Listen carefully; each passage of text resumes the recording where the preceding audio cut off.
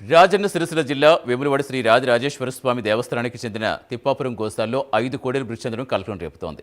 250 లోపు కోడెల సామర్థ్యం ఉన్న గోస్తాల్లో దాదాపుగా 480 కోడెలు ఉంచినట్టుగా సమాచారం. సామర్థ్యానికి మించి కోడెలు ఉండడం, అపరిశుభ్ర వాతావరణంతో పశువులు ఇబ్బందులు పడుతున్నాయని విమర్శలు వస్తున్నాయి.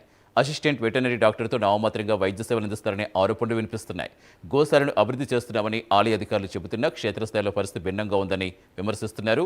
మరోవైపు మృతి చెందిన కోడెలను నిర్మానుష్య ప్రాంతానికి తరలించి ఖననం చేశారనే ఆరోపణలు వివాదాస్పదంగా మారాయి. తెలంగాణకు సంబంధించి పవిత్ర పుణ్యక్షేత్రం రాజన్న క్షేత్రం. అసలు ప్రపంచంలో కాదు, భారతదేశంలో ఎక్కడ లేని కోడే ముక్కు ఏదైతున్నదో ఇక్కడ రాజన్నకు కోడే ముక్కితే కానీ తెలంగాణ ప్రజలు నిద్రపోయే పరిస్థితి లేదు. శుభకార్యాలకు దేనికైనా కానీ మొదటి కోడె మొక్కే చాలా ప్రాధాన్యత ఉన్నది. మరి దాదాపు 10 సంవత్సరాల నుంచి కూడా చెప్తా ఉన్నాం.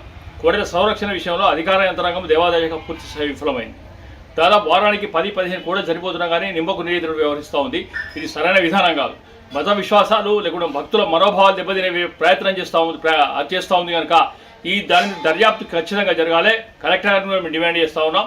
జరిగిన దాని మీద పూర్తి స్థాయి విచారణలు జరపాలి. అసలు ఎందుకు చనిపోతూ ఉన్నాయి? ఈ రోజు కూడా 5 కోడెలు చనిపోతే కూడా కనీసంగా ఎక్కడ మెసేజ్ పెట్టరు. ఆదాయం వచ్చింది, భక్తుల సదుపాయాల కోసం అధికారులు రోజు ఒక క్లిప్పింగ్ ఇచ్చుకుంటూ బిట్టించుకుంటూ చేస్తూ ఉన్నారు. మరి వీటి పట్ల నిర్లక్ష్యం ఎందుకు? చనిపోయిన వాటి కోడలకు బాధ్యులు ఎవరు? అధికారుల బాధ్యులు మరి ఎవరు?